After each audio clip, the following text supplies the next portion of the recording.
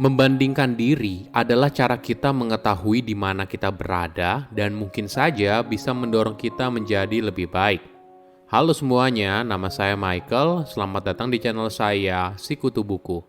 Kali ini saya akan bahas kalau kita cenderung membandingkan diri kita dengan orang lain, entah dari segi penampilan, penghasilan, gaya hidup, dan sebagainya. Coba renungkan, seberapa sering kamu membandingkan dirimu dengan orang lain? Misalnya kamu membandingkan dengan teman atau rekan kerja dalam hal kekayaan atau kesuksesan. Apalagi di era sekarang, kita mungkin saja membandingkan diri kita dengan orang lain yang belum tentu kita kenal, tapi kita jadi down. Misalnya, ada anak muda usia 25 tahun sudah punya mobil mewah, punya rumah, dan sebagainya. Hal ini mungkin saja membuat kita jadi bersemangat untuk bekerja lebih keras, atau di sisi lain, kita malah merasa buruk. Kita merasa diri kita tidak cukup baik karena belum mencapai apa yang orang itu miliki. Sebelum kita mulai, buat kalian yang mau support channel ini agar terus berkarya, caranya gampang banget. Kalian cukup klik subscribe dan nyalakan loncengnya. Dukungan kalian membantu banget supaya kita bisa rutin posting dan bersama-sama belajar di channel ini. Seberapa sering kamu membandingkan dirimu sendiri dengan orang lain? Mulai dari orang yang kamu kenal hingga orang asing yang kamu temui di media sosial. Kadang hal ini tidak terjadi secara sengaja. Tapi misalnya kamu sedang istirahat sejenak, lalu mulai scroll media sosial. Tiba-tiba saja muncul postingan orang yang tidak kamu kenal sedang liburan. Jika dilihat sepintas, umurnya tidak jauh berbeda dengan kamu. Tapi hidupnya kenapa 180 derajat berbeda? Orang itu sudah sukses secara finansial, punya rumah mewah, mobil mewah, dan sebagainya. Sedangkan kamu masih sibuk bekerja di meja kerjamu di kantor. Teori perbandingan sosial pertama kali diusulkan oleh psikolog bernama Leon Festinger pada tahun 1954. Leon berargumen setiap orang punya dorongan untuk menilai dirinya sendiri, seringkali dibandingkan dengan orang lain. Di masa lalu, keahlian ini sangat penting bagi keberlangsungan hidup. Sebagai contoh, kita harus tahu bagaimana bila kita dibandingkan dengan orang lain dalam hal berlari, sehingga ketika dikejar hewan buas kita bisa selamat. Atau kamu membandingkan kekuatanmu dengan orang lain yang ada di kelompokmu, sehingga setiap orang bisa bekerja dengan baik sesuai perannya masing-masing. Orang dengan tubuh yang paling kuat menjadi pemimpin saat berburu, sedangkan yang lain mengikutinya. Semua hal ini mungkin saja tidak relevan di zaman sekarang, tapi secara esensi masih berguna dalam kehidupan sehari-hari. Sebagai contoh, kamu baru saja mengikuti kursus memasak.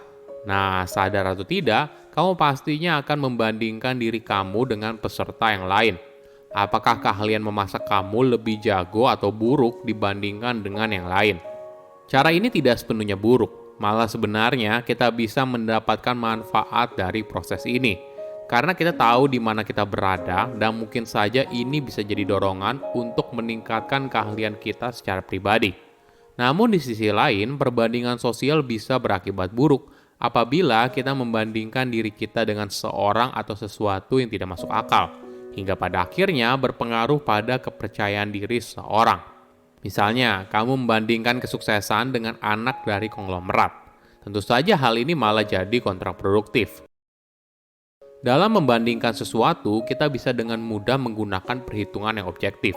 Misalnya kita bisa mengevaluasi kecepatan lari seseorang berdasarkan waktu tempuhnya, atau seberapa kuat kita dari berapa kilogram beban yang bisa kita angkat dalam satu set. Namun tidak semua perbandingan bisa dilakukan secara objektif. Kadang kita terpaksa harus menilainya secara subjektif. Misalnya, apa yang membuat opini seseorang itu benar? Bagaimana saya bisa tahu kalau saya lebih jujur daripada orang lain? Secara umum, ada dua jenis perbandingan sosial, ke atas dan ke bawah.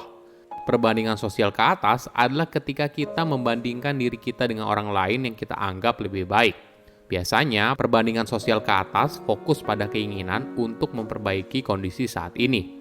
Sedangkan perbandingan sosial ke bawah adalah ketika kita membandingkan diri kita dengan orang lain yang kita anggap lebih buruk. Kenapa? Kita sadar mungkin saja kita bukan merupakan orang yang terbaik, tapi setidaknya kita lebih baik daripada orang lain. Mantan Presiden Amerika Serikat Theodore Roosevelt pernah berkata, kalau membandingkan diri dengan orang lain adalah pencuri kebahagiaan.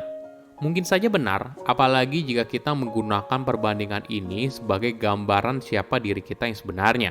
Misalnya begini, kamu seorang orang tua yang baru saja bertengkar dengan anakmu yang kecil karena dia tidak mau makan.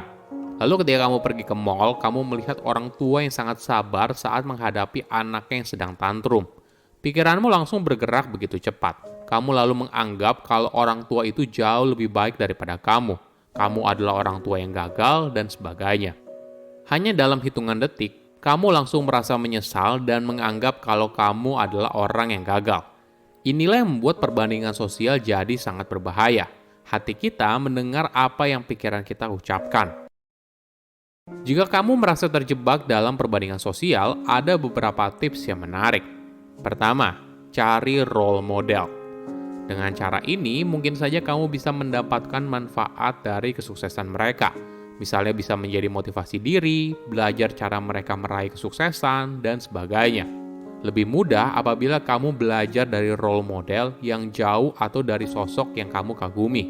Misalnya dari Oprah Winfrey atau Elon Musk. Daripada kamu belajar dari temanmu sendiri. Kenapa? Mungkin saja kamu pada akhirnya malah merasa down karena teman kamu kok terus-menerus meraih hal besar dalam hidupnya ya. Kedua, menciptakan lingkaran sosial yang mendukung. Dalam hidup, kamu akan menemui berbagai tipe orang yang berbeda.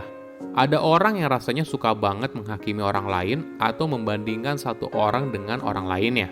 Nah, hati-hati dengan tipe orang tersebut, sebisa mungkin hindari mereka. Fokuslah untuk menciptakan lingkaran sosial positif yang punya tujuan yang sama. Misalnya kamu dan beberapa teman membuat grup diet di mana kalian mencoba metode diet yang sama. Ketiga, jangan lupa bersyukur. Ketika kamu sedang merasa cemburu atas kesuksesan orang lain, ketika kamu merasa dirimu lebih buruk daripada orang lain, coba ingatkan kembali dirimu atas segala kesuksesan yang sudah kamu raih. Lebih baik lagi, kamu bisa mencoba untuk membuat jurnal bersyukur, sehingga kamu bisa fokus pada apa saja yang sudah kamu miliki daripada apa yang tidak ada di hidupmu. Oke, apa kesimpulannya? Pertama, alasan kita membandingkan diri dengan orang lain. Kita membandingkan agar kita tahu di mana kita berada, dan mungkin saja ini bisa jadi dorongan untuk meningkatkan keahlian kita secara pribadi. Namun di sisi lain, perbandingan sosial bisa berakibat buruk apabila kita membandingkan diri kita dengan seseorang atau sesuatu yang tidak masuk akal, hingga pada akhirnya berpengaruh pada kepercayaan diri seseorang. Kedua, kita suka membandingkan ke atas dan ke bawah. Kita membandingkan ke atas untuk memperbaiki kondisi saat ini, sedangkan membandingkan ke bawah agar kita merasa lebih baik. Ketiga, keluar dari jebakan perbandingan sosial. Ketika kamu sedang merasa cemburu atas kesuksesan orang lain, ketika kamu sedang merasa dirimu lebih buruk daripada orang lain, coba ingatkan kembali dirimu atas segala kesuksesan yang sudah kamu raih. Silakan komen di kolom komentar pelajaran apa yang kalian dapat setelah tahu informasi ini. Selain itu, komen juga mau tahu informasi apa lagi yang saya review di video berikutnya. Saya undur diri, jangan lupa subscribe channel YouTube Sikutu Buku. Bye-bye.